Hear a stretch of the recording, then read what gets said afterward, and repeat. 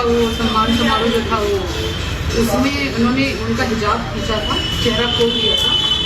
एक ये उनका कृत्य, और दूसरे एक इतने बड़े संवैधानिक पद पर बैठे हुए अगर मुख्यमंत्री होते हुए अगर उस तरीके से कृत्य करते हैं तो उसका असर दूसरी जो उनके छोटे कार्यकर्ता हैं या और कार्यकर्ता उन पर क्या पड़ेगा, नंबर 1।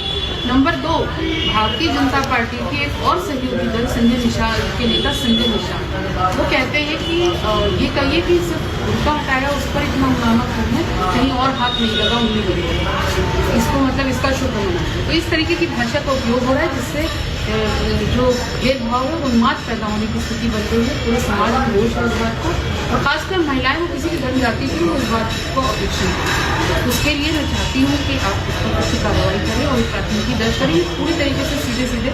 लेकिन साहब बताएंगे छेड़छाड़ का मामला, शर्म की बात है कि मुख्यमंत्री इस तरीके की